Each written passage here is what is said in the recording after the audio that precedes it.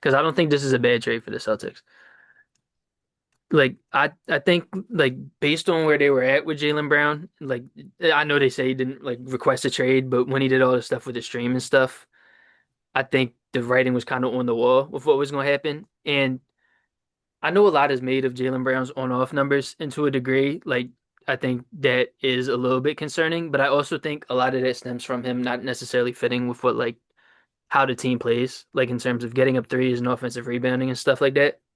That's really not Jaylen Brown's game. He's more like an ISO 2 point scorer, Yeah, and yeah, yeah. he's good at that. But the thing is, when you have a team like built on doing one thing, and it like and you're kind of like antithetical to that, it may run more efficiently when you're off the floor. And I think that's something that we've seen over the past couple of years.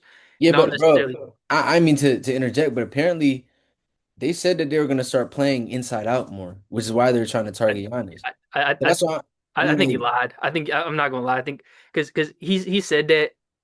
I don't believe Brad Stevens on that. Like they were targeting Giannis, but then they also didn't want to like max him out on like 3 years, and then they didn't want to give up other guys and stuff too. So he said that, and it's like it's mm, funny because he traded like their only like real rim pressure guy on the team. yeah, yeah, So that's yeah, why I no, was confused. Yeah, yeah, that is what they said, and then they just didn't do that. So they said that, and then they used the full MLE on Mitchell Robinson, who's like the best offensive rebounder in the league.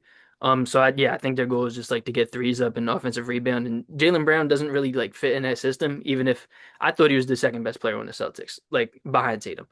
And like I really like Derek White. I know that they like there's stuff out and whatever. I'm not even going to like address that. But I think yeah, like Jaylen Brown like in a vacuum individually, I think was like the second best player on that team. But sometimes you just don't fit a system great. And I think Paul George will fit that system well. Like I think he still has a lot of basketball left to give. The best thing he does on offense is get up, catch, and shoot threes, which is something yeah, that that's Jaylen Brown true. doesn't really do very well. I think he's a quicker passer than Jaylen Brown is, and I think at this point in his career, he's still a better defensive player than Jaylen Brown. I'm like much lower on Jaylen Brown's defense than some, and I'm much higher on Paul George's than some.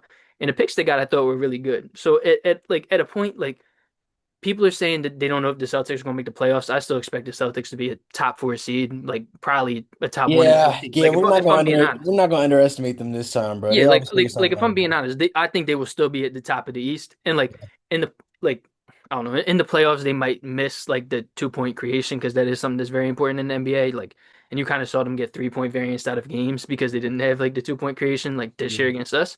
yeah. But I don't expect them to take like some huge step back because they did this, and I don't think that's an indictment on Jaylen Brown as a player. I just think that's like basketball is so team based, and like they clearly have a vision for what they want for the team, and like he didn't fit that, and I think they got a guy who fit it better, even if